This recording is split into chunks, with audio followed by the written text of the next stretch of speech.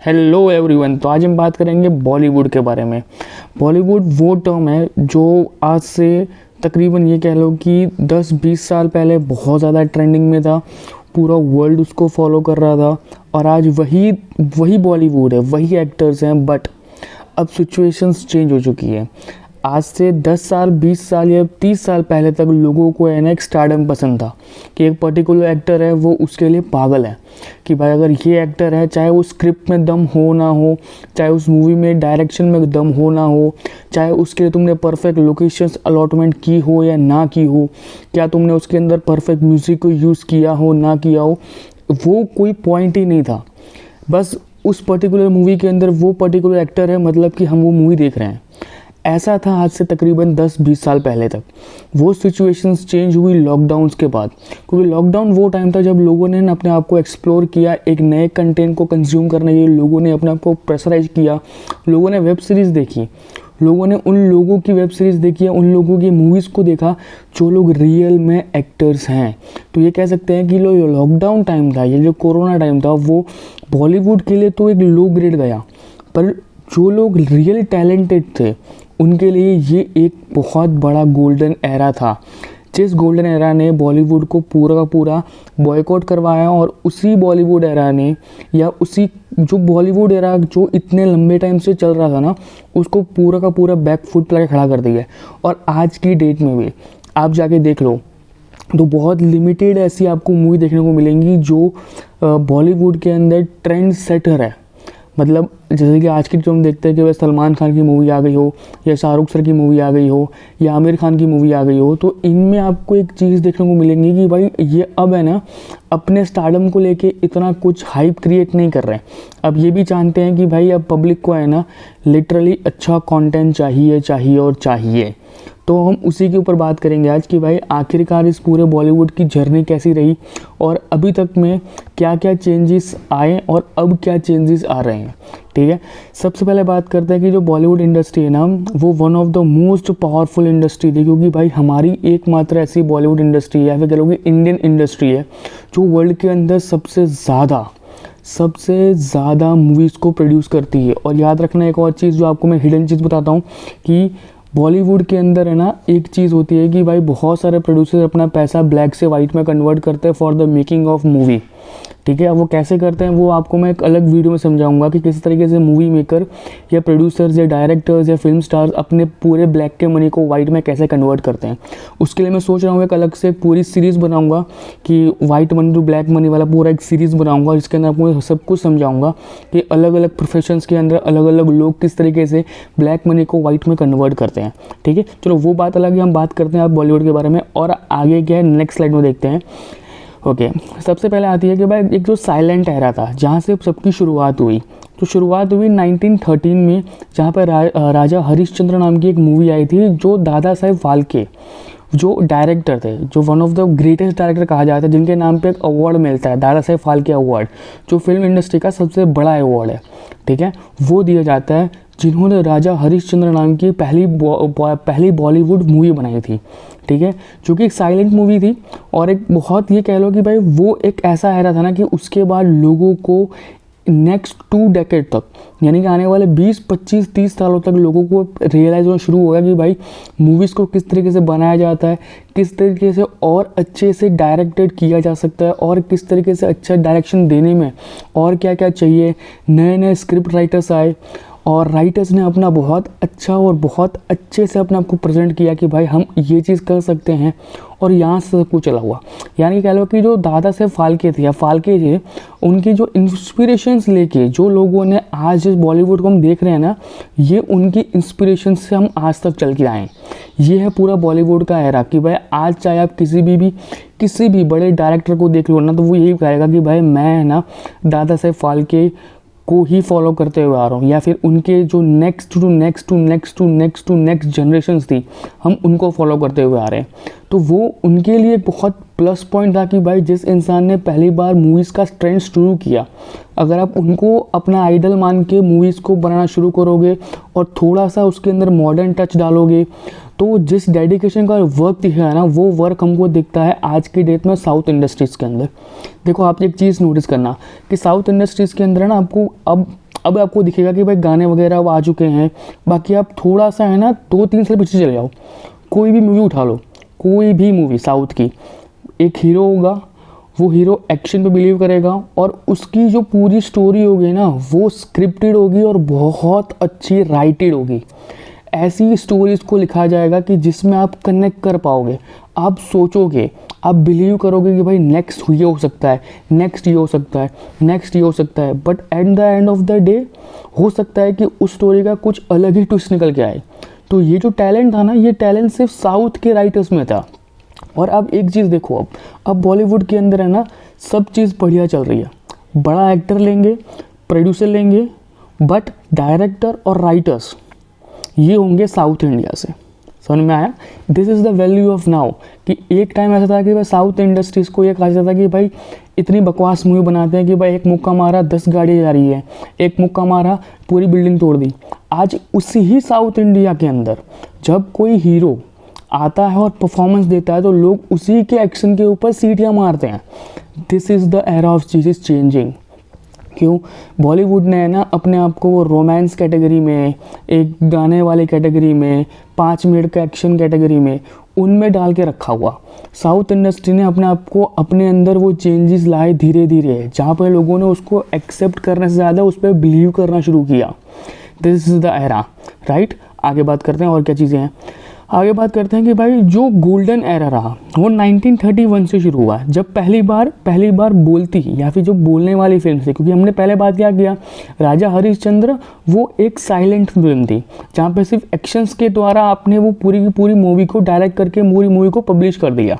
अब आई अलम आरा, जो पहली बोलती फिल्म थी, जहाँ से बोलने की शुरुआत हुई, जहाँ पे पहली बार वॉइस रिकॉर्डिंग करके उसको ओवरराइट करके उनको रात को पब्लिश किया था। समझ में आया? तो 1931 में अलम आरा आई, जिसने पहली बार इंडस्ट्री को है ना एक ऐसा ट्रेंड सेटर बनाया कि भाई अब हम बोलने वाली फिल्मों को भी प्रोड्यूस कर सकते हैं। ठीक है। उसके बाद तो बहुत सारे एक्टर्स आ गए, राज कपूर आ गए, गुरुदत्त साहब आ गए। ये सब वो डायरेक्टर्स है या फिर ये सब लोग हैं ना वो लेजेंडरी फिल्म मेकर्स है जिन्होंने ना एक इतना अच्छा ट्रेंड फॉलो करवाया था कि भाई इनकी ये जो एरा था ना, जैसे कि गुरुदत्त साहब थे तो इन्होंने पहली बार गाने तक को अपनी मूवीज़ के अंदर इंक्लूड करना शुरू किया था। ये वो नाम्स हैं। ठीक है।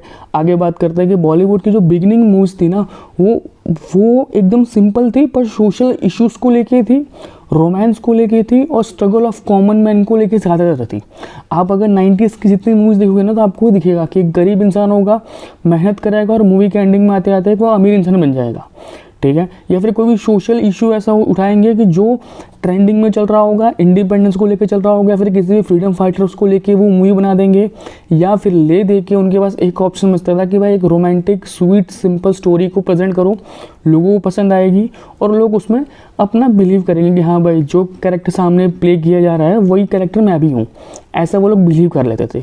तो इस टाइप का पहला गोल्डन एरा शुरू हुआ और वहाँ से लेकर अभी तक का वो गोल्डन एरा बहुत पहले ख़त्म हो चुका था। ठीक है। अब आगे बात करते हैं और क्या नेक्स्ट है कि भाई जो एरा ऑफ मसाला फिल्म्स थी, जो आगे चल के ये सबसे बड़ा बैकलैश हुआ है बॉलीवुड इंडस्ट्री के लिए, क्योंकि स्टार्टिंग में लोगों ने इसको अपनाया बट बाद में इसको जाके है ना लोगों ने इतना मज़ेदार तरीके से एक्सेप्ट नहीं किया।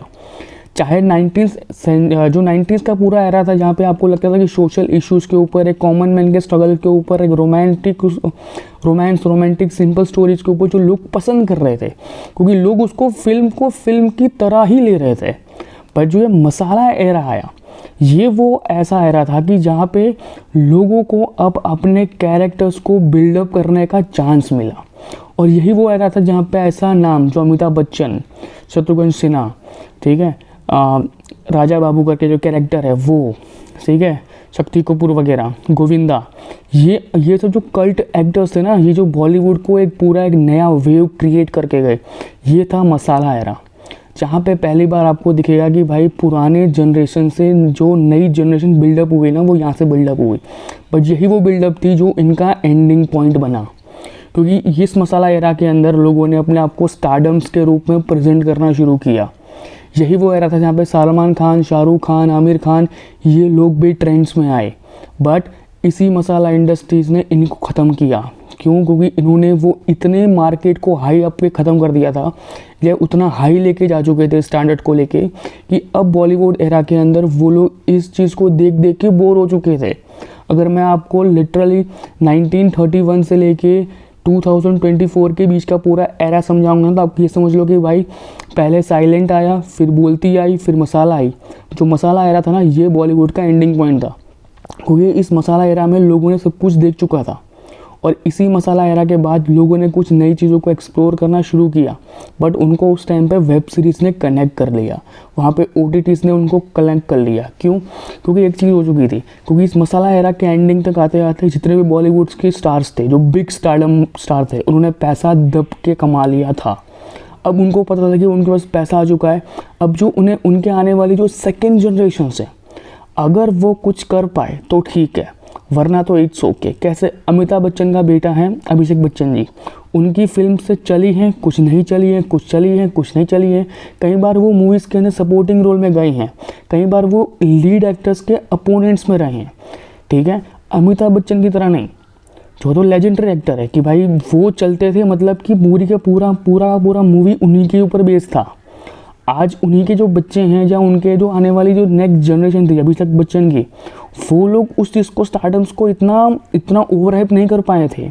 यही एक मिस्टेक्स थी कि मसाला इंडस्ट्रीज़ के अंदर खुद को इतना बिल्डअप कर लिया ना कि उनके आने वाली नेक्स्ट जनरेशन उस चीज़ को कर ही नहीं पाई, ठीक है। ये था। दूसरी थी कि स्टोरी स्टाइलिंग को इस तरीके से बनाया गया कि भाई लोगों ने अपने आप को उसमें एक्सेप्ट करना, अपने आप को स्टोरी में डाल के, जय वीरू जैसे कैरेक्टर की दोस्ती को रियल लाइफ में उन्होंने, लोग ऐसे मानते थे कि भाई मैं और जय है, मतलब अगर दो लड़के खड़े हैं ना तो उनकी तारीफ ऐसे की जाती थी कि भाई तुम दोनों की दोस्ती तो जय वीरू जैसी दोस्ती है। समझ में आ गया? तो इस लेवल का जो कल्ट पूरा बॉलीवुड एरा का नाम, वो मसाला एरा कहा जाता है। आगे बात करते हैं कि अब जो मॉडर्न है, अब जो मॉडर्न और जो ग्लोबल इन्फ्लुएंस हुआ है वो किस तरीके से हुआ है कि अब रोमांस वाला जो पूरा का पूरा जोन है ना, वो यश चोपड़ा और करण जौहर जैसे डायरेक्टर्स को मिला हुआ है। अब मुझे आपको बताने की ज़रूरत नहीं है स्टूडेंट ऑफ द ईयर 1, 2 जो आपने देखा होगा, ठीक है, या यश चोपड़ा जैसी फिल्मों को आपने देखा होगा कि जो मोस्ट ऑफली रोमांटिक और ऐसी रोमांटिक मूवी जिसके अंदर आपको है ना ट्विस्ट एंड टर्न देखने को मिले, स्वीट टर्न्स देखने को मिले, वो आपको मज़ा आता है। बट जो इंटरनेशनल एक्सपीरियंस हुआ वो कैसे हुआ? स्लमडॉग मिलियनेयर नाम की मूवी से, लगान जैसी मूवी, जो वन टाइप की एक हिस्टोरिक मूवीज़ रही हैं, जहाँ से पहली बार ग्लोबल लेवल पे इंडिया को एक बहुत अच्छी इमेज मिली, जहाँ पे लगा कि नहीं भाई ऐसा भी कंटेंट होना चाहिए, लोग इस कंटेंट को भी फॉलो करना चाहते हैं। लगान वो मूवी थी कि जो पहली बार ऑस्कर तक गई थी और लोगों ने उसको बहुत पसंद भी किया था। क्लियर? ये होता है लेवल।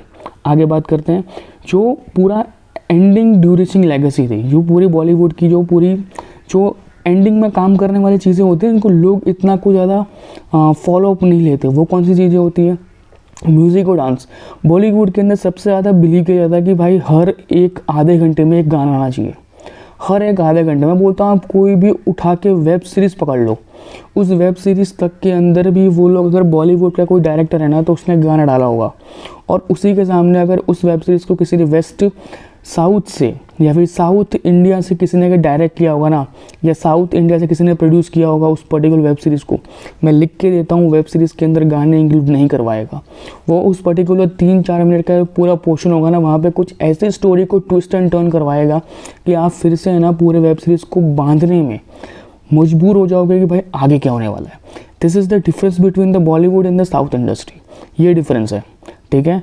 आगे आता है कि जो नई टेक्नोलॉजी आ रही है, ठीक है। अब क्या हो रहा है, पहले क्या था कि जो एक्टर्स थे वो कभी डायरेक्शंस के या प्रोड्यूसर्स के रूप में नहीं जाते थे, वो एक्सप्लोर नहीं करते थे क्योंकि उनको उतना पैसा ही नहीं पड़ा था।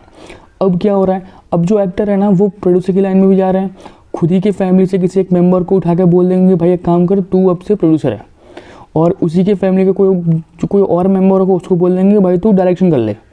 तो अब ये क्या हुआ, पैसा घूम फिर के है ना फैमिली के अंदर ही घूम रहा है। समझ में आया? इस लेवल का वो लोग जान चुके हैं कि भाई बाहर के लोग चाहिए ही नहीं। जब उनको पता है कि भाई मैं अकेला ही बंदा हूँ, जैसे कि सलमान सर हैं, सलमान सर अगर खुद एक एक्टर हैं तो उनके डायरेक्टर उनके बड़े भाई बन जाएंगे और प्रोड्यूसर उनके छोटे भाई बन जाएंगे। तो ये पूरा गोल घुमा के है ना पैसा वो अंदर ही अंदर घुमाते रहते हैं, जैसे कि पैसा अंदर ही अंदर घूमे, पर जो नया पैसा है वो बाहर से आए, ठीक है। आगे आता है ग्लोबल फिनोमिना। इसके अंदर क्या हुआ कि वर्ल्ड वाइड है ना, अब हमारी जो स्क्रीनिंग होना शुरू हुई, हमारी ऐसी बहुत सारी कल्ट मूवीज़ थी जो वर्ल्ड लेवल के ऊपर जाके लोगों उसको बहुत पसंद किया था, ठीक है। तो इस लेवल का कुछ पूरा का पूरा एरर आया है बॉलीवुड का।